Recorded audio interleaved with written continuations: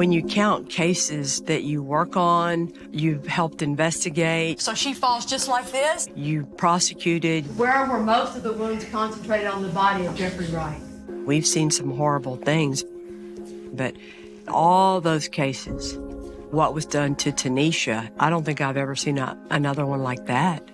This case revealed the depths of human darkness, pure evil on earth. And the worst part about it was that it wasn't random. It was someone she knew. And her family, we watched them go through it because they thought nobody cared. Awful. Even if she is dead, let me know so I can go and get her and bring her home. To tell a mom their baby was dead, I can still see her face.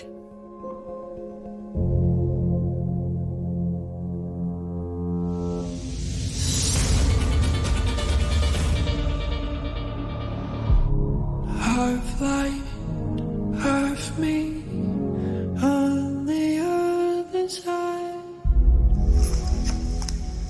Oh, this is my favorite. 4-part harmony. 4-part harmony. 4-part for life. Yes. I met Tanisha in the 5th grade. We were just instant friends. We were in like the varsity choir in high school. She was Mighty Woman. She was small, but her voice had some power. You knew not to play with her. Yeah. And this was like the time when Destiny's Child was coming up. So we're from Houston. They're singing. We're like, okay, we can do what they're doing. Group, so like, yes. We were ready to be the next group. It was really fun.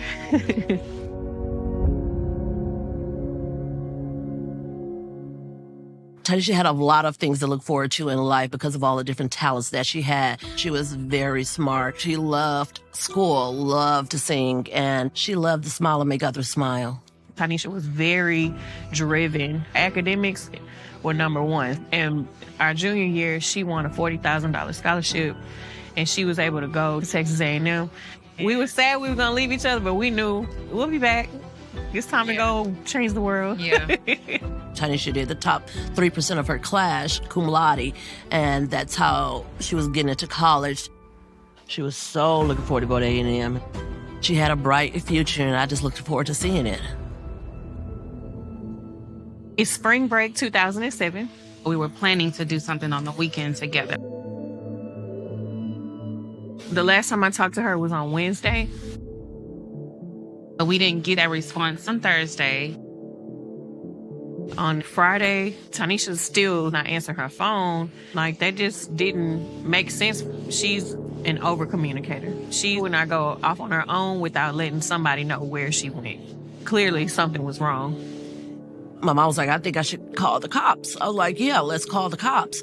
And what they did was tell my mom, call back in a few days. She's probably just on spring break and she just wants some time away from her family. And we kept telling them, no, that's not Tanisha. She's the opposite of that.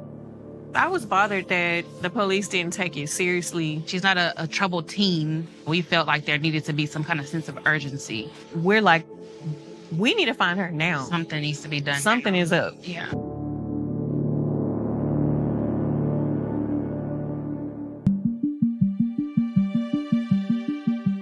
Houston, the city is huge. Covering crime, I was fascinated with missing people because there were just so many, but not all of them were newsworthy. A lot of them were runaways. And so the police do say, wait a couple of days. I think that's an old rule. When you hear that wait 48 to 72 hours, it's because you don't have the resources to throw at it right away. And a lot of times that does solve the problem because they do come home. But you can appreciate how a family feels because to them it's the most important thing in the world. So I'm sure families are always frustrated at the way they think no one is responding properly. On Friday, we were still calling her phone. Saturday came, nothing. Sunday came, it's like, okay, we need people out there searching. Like, we were just trying to figure out the next steps. The cops weren't doing anything, and we know time is of the essence. My mom, my entire family, we're all into crime shows. So we know after the first 24, 48 hours, there's a problem, something's wrong. Hospitals are getting called, even the jail getting called, any friends or family members, any college mates. And then Monday morning, Tanisha doesn't show up to her college classes. She's not in Texas A&M. The alarms are really firing off. Tanisha's family held a vigil on that Monday after she went missing, and they held it at the church. Thankfully, the community came out, but now it's on the police. So now it's their job to find her. Working in missing persons, at any one time on my desk, there'd be between 60 and 100 cases open. That particular morning, I was contacted by my supervisor who said, we got a missing persons on the northwest side of Harris County, and there's a lot of people at a Lutheran church passing out flyers. I need you to go out there and see what's what.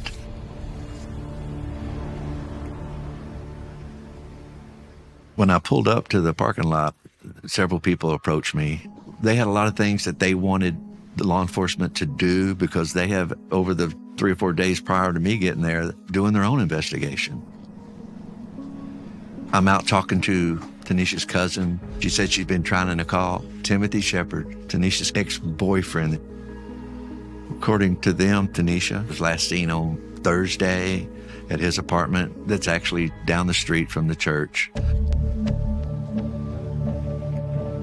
First thing I do is I go to the apartment complex. I knock, nobody was home. I'd speak to the manager. She goes, oh my goodness, there was a fire there 2 days ago.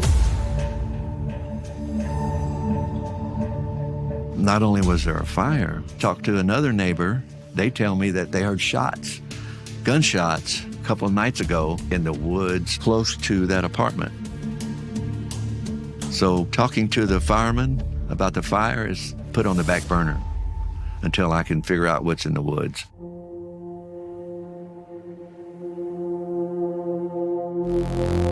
I call a couple of K-9 deputies. When they get there, we walk across the street from the apartment complex in a woody area. Deputies were saying, oh yeah, there's something dead out there. They use cadaver dogs and they can smell that scent.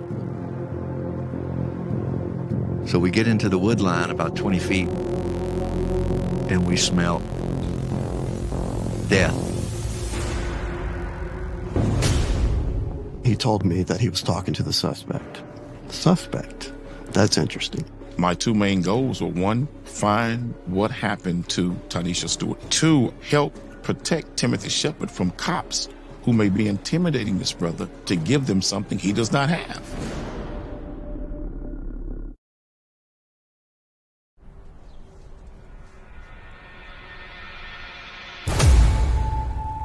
Tanisha's family said she was last seen with her ex-boyfriend, Timothy Shepard. The neighbors at his apartment tell me that they heard gunshots a couple of nights ago across the street from the apartment complex. As a missing persons investigator, my goal is to always find them alive. But the K-9 just alerted on the smell. And about 150 yards into the woods, they found a dead animal. It's relief that it's not her, so now I need to keep searching.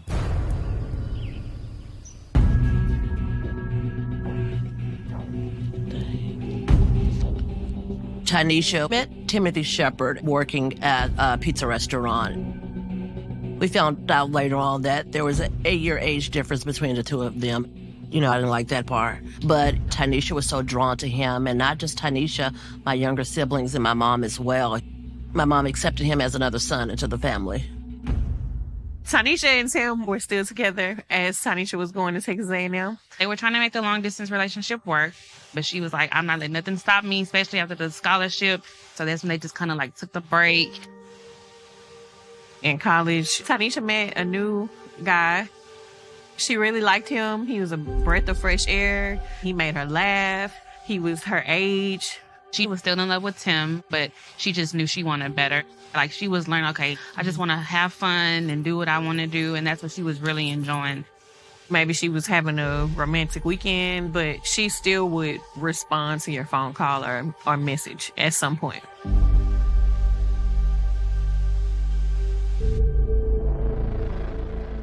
You have a young lady who's gone missing and you want to figure out where she is. You've already talked to her girlfriends. The most important people to talk to next are going to be any men she's involved with, and talk to them about what they know when they saw her last. You want to pick their brains about everything there is to know about Tanisha to try and figure out where she is. The smell in the woods turned out to be nothing, so I go back to the church. I go to my car and I start making phone calls to Ponderosa, which is a volunteer fire department here in Harris County. Talked to one of the firemen that made the scene, Timothy Shepard's apartment. Firemen and policemen, we have this relationship where we help each other all the time. So he was just telling me what happened. He said, when we get there, it was bad smoke all around the complex, but Timothy Shepard wouldn't open the door. But I mean, if something's on fire, you know you're going to open the door. So they beat and beat and beat. And he said that there was a deputy showed up in case they need, scene security while they're fighting the fire. And he said, deputy finally told him to open the door, and he opened the door. They went to the patio, put the fires out. And I said, so what was cooking? He goes, just meat. The fireman tells me they searched the apartment. He goes, when they got into the bathroom, he noticed in the bathtub that there was a lot of meat that he was barbecuing covered in ice. And I was like, what kind of meat are you talking about? I mean, that's unusual for somebody to fill the bathtub up with meat. Was it ribs, chicken? He goes, it's hard to say, but it wasn't sausage, maybe ribs. Did you ask him what kind of meat it was or what he's doing? He goes, no, we just put the fire out and left. It didn't leave me with a final answer that it was just a fire. It left me with more questions than I had when I got there. But at that point, Tanisha's cousin comes up to me in a panic. She's got a phone she's holding up, and she goes, it's him. It's Tim on the phone. So I took the phone and talked to him. I said, where are you at right now? He goes, I'll tell you what, I'll just come to where you are. You gonna come to the church where I'm at right now? He goes, yeah. While I'm waiting. So he gets out of the car, calmly walks up to me like, I'm Timothy. I said, there's too many people out here, man. Just hop in the back seat of my car. I just wanted to get him secured in my car.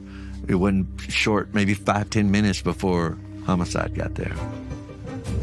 Off they went to homicide division to interview him.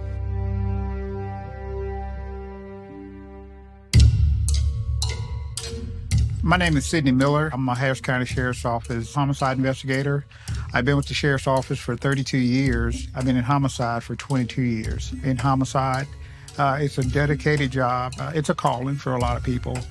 In my 22-year career, robberies and things like that, those are things that can be replaced. Can't replace a life. This was a 19-year-old kid that had been missing, and I ended up interviewing Timothy Shepard. He was very cooperative. He did see Tanisha on March 15th. He did admit to picking her up about 4 or 5 in the morning. As they're driving back to his apartment, she gets a phone call from the new guy that she had met from college. Timothy asked her, well, why is he calling you this time in the morning? And she just kind of shrugged him off. He claimed that he confronted Tanisha again. She got upset, and she just left the apartment on her own. And that was the last time he saw her. We had nothing to say this was a lie. But so when we found out she had left on foot, that just opened up another possibility of, could she have been abducted? We live in Houston, Harris County. Horrible crimes happen there, and they happen sometimes randomly, and they are committed by strangers. So it could be a stranger, it could be random, but the odds of that are a lot less than it being somebody that she knew. I talked to her before she was gonna meet Tim. And I was like, okay, what about Tim? He's supposed to be done, but she's like, well, I'm just ending it before I go back to school. It's just I want to make peace with it and be through. I'm thinking, Tanisha doesn't walk anywhere. Maybe Tim drove her somewhere and left her. And she's without a phone, and she can't get in touch with anybody. While Shepard is at our offices to give us a statement, he had given written consent for us to go and look into his apartment. Tanisha had been missing for 5 days. When I first opened the door, there was this smell of fresh paint. I noticed that the carpeting looked like bleach stains. I've been doing this long enough to know that that's an indication that someone is probably trying to hide something. As you walk further into the apartment, there was a bathroom, looked like it had just been recently cleaned. Ammonia bottles, bleach, and things like that. And there next to the tub, it looked like it had been mopped. This was really strange, and to me it was obviously a clue.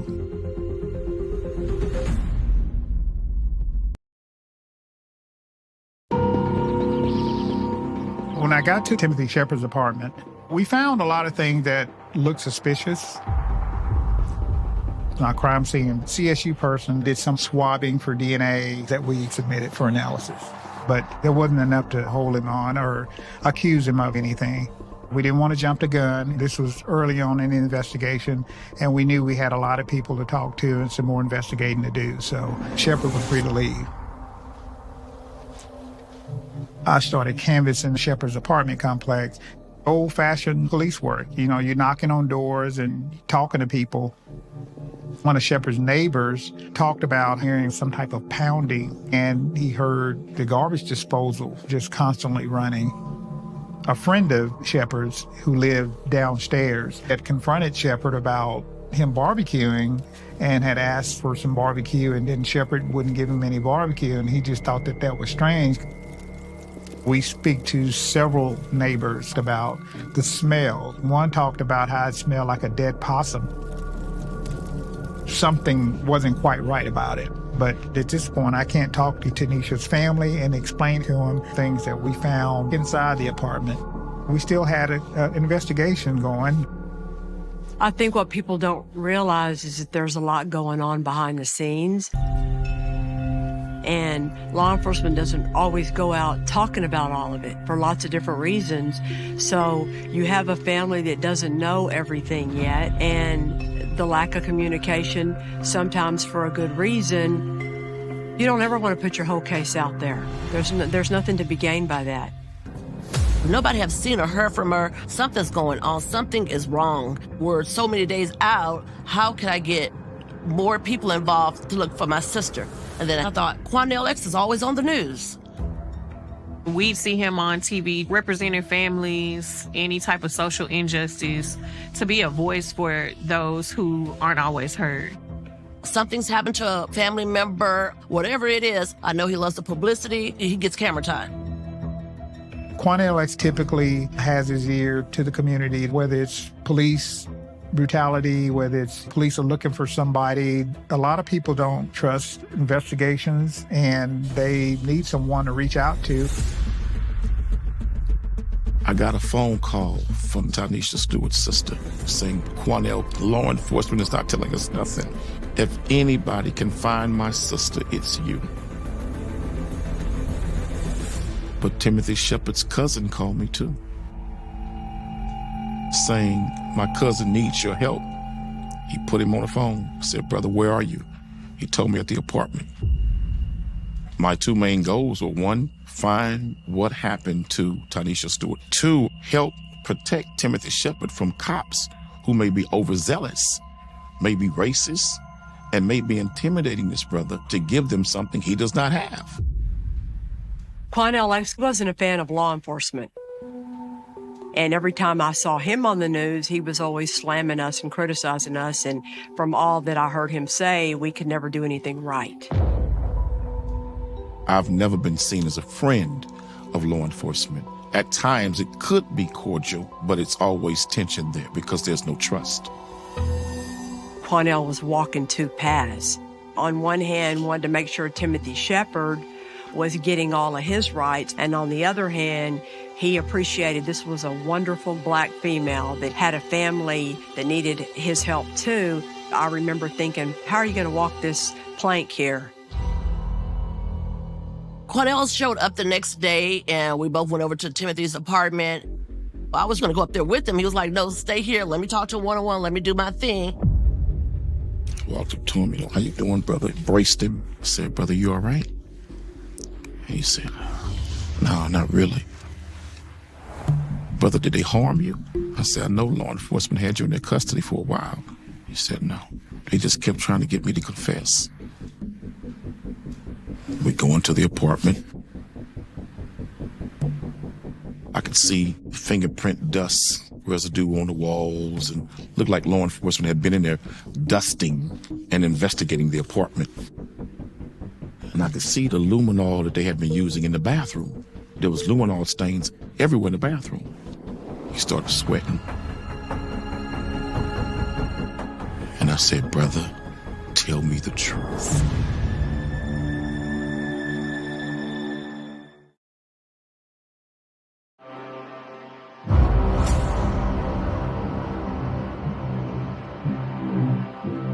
There was luminol stains everywhere in the bathroom. I said, brother, tell me the truth. Do you know what happened to this girl?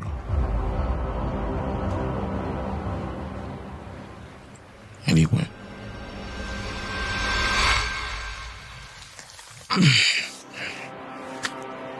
And that's when I knew. Quanell came back down. I mean, it looked like he had saw a ghost. I'm like, okay, Timothy said something. And he was like, he did confess. Your sister is gone. It's not supposed to be this way. We had come so far. It's not supposed to end like this. We worked too hard to overcome for it to end like this. What was all that work for? We let evil in, and this is what happens. She deserved more. And I took my cell phone and I started blowing up a reporter named Jeff McShann. I didn't trust calling law enforcement first because we had such a volatile relationship. And he told me to meet him at a certain intersection, and he told me that he was talking to the suspect. Suspect? That's interesting. I said, Jeff, who's the lead investigator? Get them to the apartment complex immediately. Get them here. Quanell's talking to Shepard. He indicated he wanted to show us where Tanisha's body was. I just felt dejected because when you're talking about bodies, that don't mean that they're alive. We end up going over to an apartment complex on Ella Boulevard called the Polo Club. It's 3 to 4 miles from where Shepard lives. We followed behind Quanell X and Timothy Shepard because I knew he killed her. He's going to take her where he put her body. Eventually, we pull over. There was a dumpster, and the suspect got out. Quanell put his arm around the suspect. He was very, very emotional. I kept saying, brother, it's going to be all right. She can't rest, brother, until you bring closure to this. He said, that's where I put her. He's pointing towards the dumpster. And I thought, oh my gosh, this is where he dumped her body. We all walk over towards the dumpster at the same time. We look inside. It's empty. She's not in there. At that point, I instantly Mirandized him, put him in handcuffs.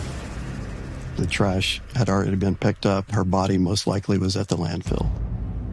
Yes, she's gone. Yes, we're hurting about that. But there's a different pain that you feel when your loved one is killed and you don't have a body to bury. It's still an open wound. After Shepard was Mirandized, we had made arrangements to have him transported to our homicide office. Quanell had arranged for him to have a lawyer present. I had my own lawyers meet me there for a reason. I wanted to make sure that he would be protected, and I just didn't trust the cops. Quanell wasn't just an activist anymore. He's now a witness. There was a conflict of interest there at that point. I got a call at night asking me to come down to Lockwood, where homicide was, to mediate between Timothy Shepard, Quanell X, homicide, and the 2 lawyers that were coming down to Lockwood to represent Timothy Shepard, when we all realized that they were also Quanell X's lawyers, so they can't be both. Quanell X became a fact witness to the specifics of what Timothy Shepard had to say about what happened. He became a witness for the prosecution, which I'm pretty sure he never anticipated happening. Kelly Siegler felt there was enough probable cause to charge Timothy Shepard. In the interview room, he said, I want to give you my statement. I said, well, you've asked for a lawyer. At this point, I can't talk to you. He said, well, I want to talk to you without a lawyer present. I just told me, man, you just tell the truth. Clear your conscience. And I left. This is your opportunity to explain your side of the story. So that night on the 12th, she spent the night at my house. Shepard tells me about 4 a.m, Tanisha, she gets a phone call from this new guy that she had been dating from college. We was always together. She always stayed at my house until she went back out to college. He tries to address this new guy that she had met again, and that's when the argument ensued. And the knife on my hand table, she picked it up. She swung me. And then he took his right hand and he put it around her throat. And he said he just started squeezing.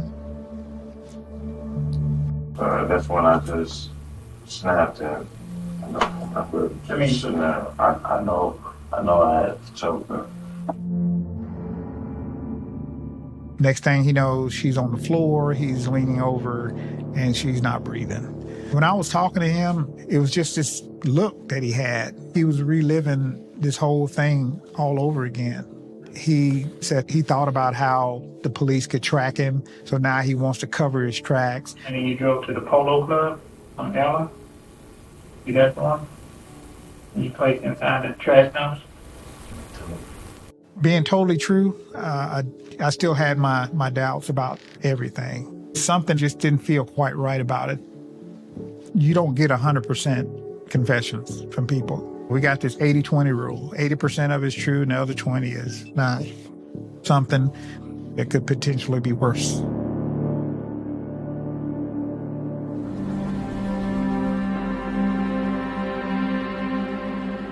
We found out that there was a landfill in the southern part of Harris County that dumpster would have been dumped there.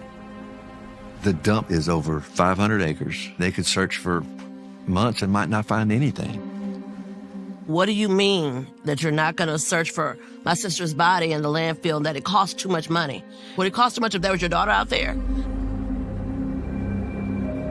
What most African-American women feel, we're the least respected and the least protected. There's always that comparison, you know. What if she were white? What if she came from a more affluent neighborhood?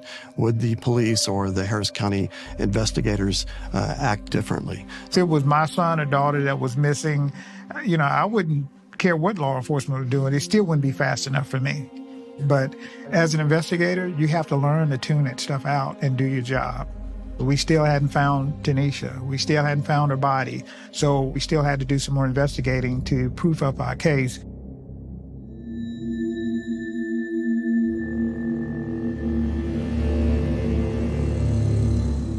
We go back out to Shepard's apartment, and one of the investigators sees what looks like charred bone on the ground of the apartment below Shepard's. Also, we see what looks like burnt hair. And then we checked the garbage disposal. We found charred items, bones, teeth, and the enamel that was found inside the garbage disposal was consistent with the DNA from Tanisha. We have evidence to believe that she was cut up, dismembered, and burned.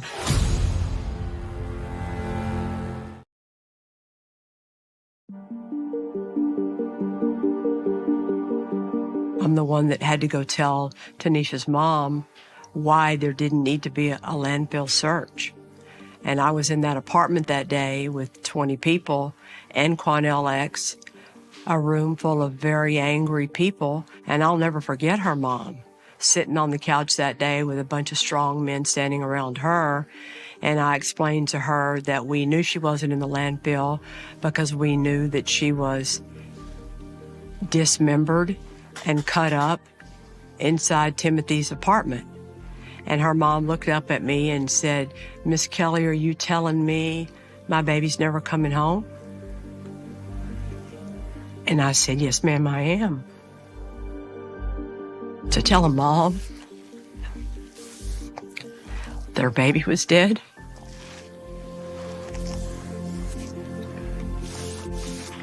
I mean, I walked out by myself and got in the car and drove away, crying. Just thinking, how do they survive this? Not only are we grieving, it was the way that she was killed. How could you date somebody and all of a sudden you're cutting her up in the bathtub like it's nothing? It's not a human. That's so demonic. That's like an evil spirit. No, you're not going to get away with this.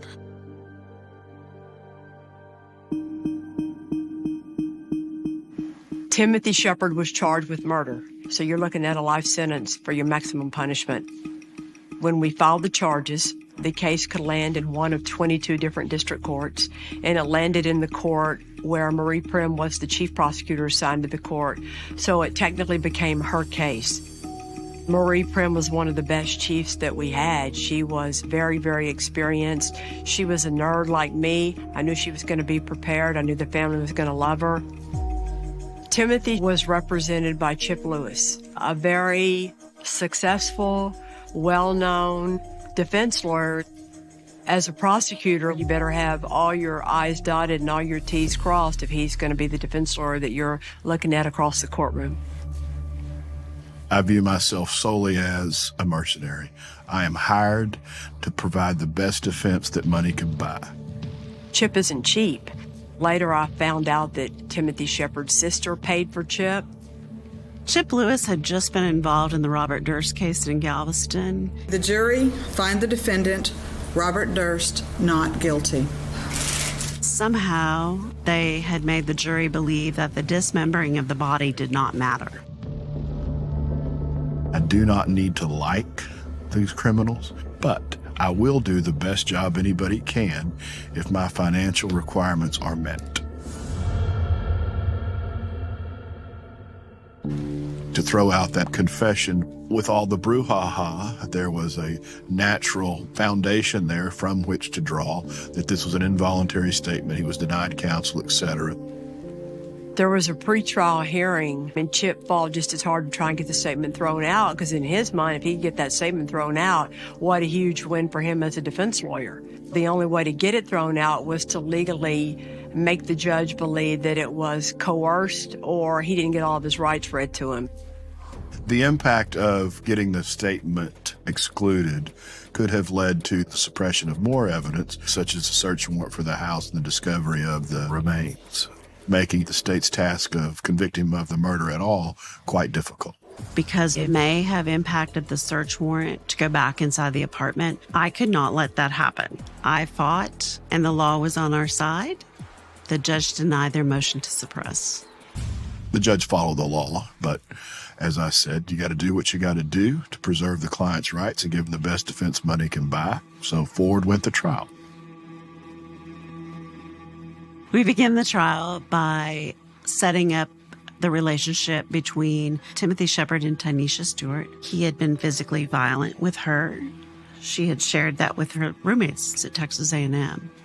The roommate gave us a bigger picture of what was going on. She said that Tanisha was having a very difficult time with Tim, that they were supposed to have been broken up, but that Tim would not leave her alone. He would even come up to A&M. He would try to get in her dorm room. He would find her and basically make her life miserable. She would keep a lot of things from me because I'm the older sister. I'm going to call for backup. It's going to be a problem. I understand the situation that she was in. Having his hands around your throat, that's not a normal relationship. That's considered domestic violence, and it doesn't get better. It gets worse. She really thought that, I can break it off with him. We could just be friends, and I could go on the way to college and live my life. No. Building up their past history was important for the jury to recognize, and it certainly showed me who Timothy Shepard was. He was a cold, callous person. There was absolutely no evidence that Tanisha Stewart had been anything but a remarkable young lady and had no blemishes in her past that we could anyway exploit to create impression to the jury that she was aggressive and or that it's likely she attacked Tim Shepard. It was tricky. I believe Mr. Lewis, although he fought the motion to suppress, he wanted Mr. Shepard's statement in evidence. I did not want to use that confession. Although Timothy says she ended up dead in his apartment, he says it's self-defense. It was all a bunch of BS. I had the knife on my hand table. She picked it up. She saw me. It was Timothy's way of making himself look better than the reality was. As the state did not put his confession on at that point in time, we had no way of really injecting the self-defense into the trial. The defendant and his lawyer can't offer the statement themselves without taking the witness stand. If you're Chip Lewis, why in the world would you ever put Timothy Shepard on the stand? How is he going to explain any of it? We start calling neighbors. Some of them testified to it, the burning of the smoking of the barbecue pit that seemed just abnormal and to go on and on and on. Some people said the smoke didn't smell quite right. The firefighter gave testimony that in the bathtub he saw what appeared to be a rack of ribs. And at no time did he ever conceive that that was the body of a young woman. The DNA analyst testified to it, finding Tanisha's DNA in the bone fragments, hair, and teeth that they found inside the apartment of Timothy Shepard. The forensic anthropologist said that there was a tool mark in the bone. It wasn't a natural phenomenon. Somebody had tried to cut that bone. As a mother, it was horrifying. Sadly, as a prosecutor, it gave me another piece of evidence.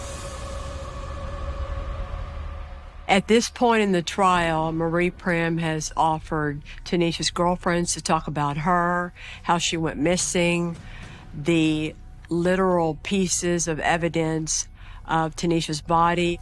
What still remains is what's going to happen with Quanell X.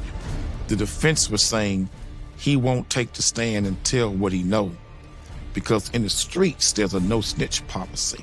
So we don't think he'll speak up about what he knows. Everybody's waiting to hear what happens.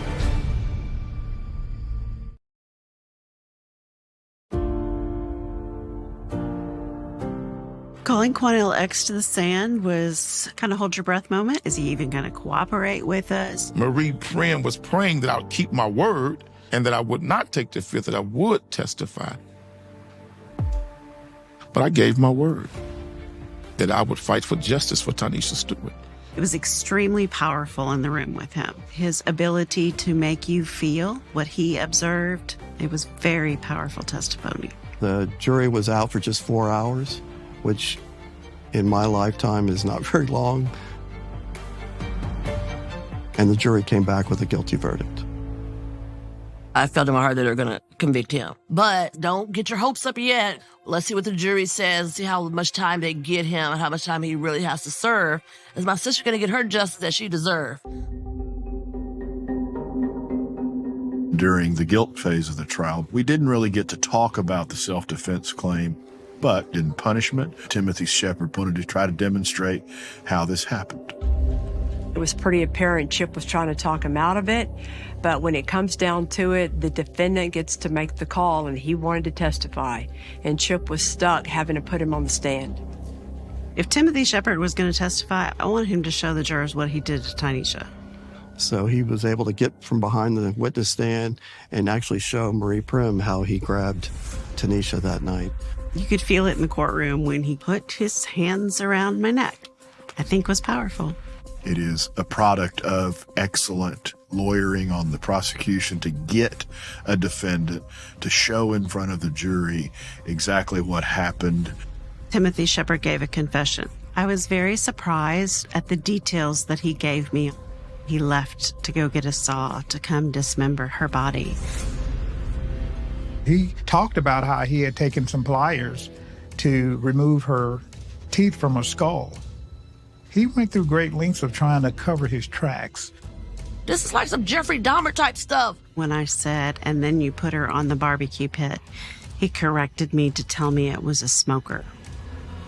That just showed how callous and cold of a human being he was. Why did he get rid of her body that way?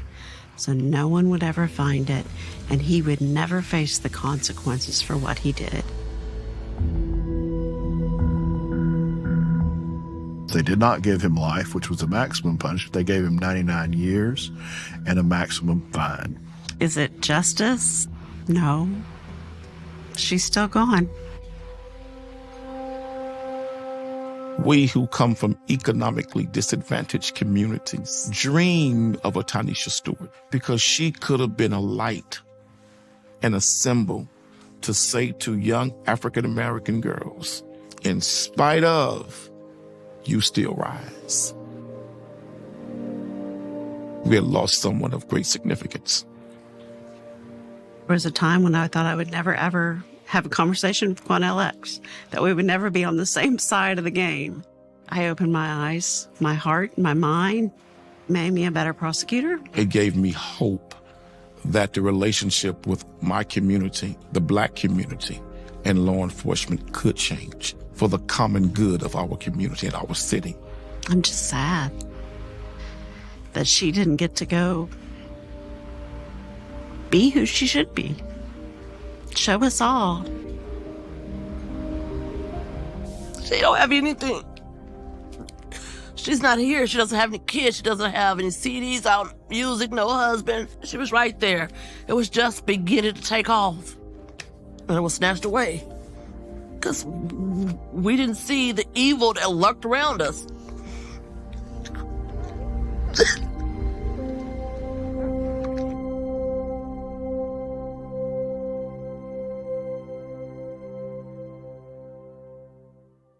We want to think that we can see evil and spot it and thus avoid it.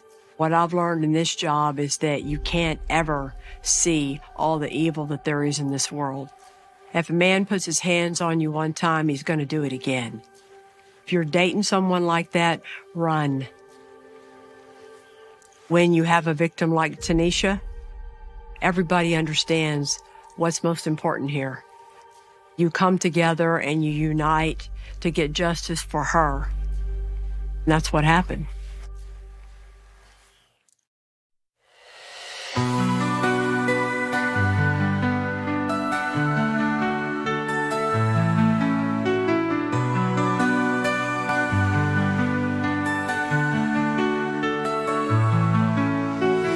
Under the electric sky so wide, your silhouette where my dreams collide.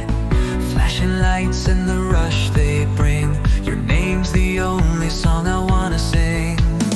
Neon hearts collide tonight, burning brighter in this city's light. Through the wires our souls entwine. In your arms the world feels divine.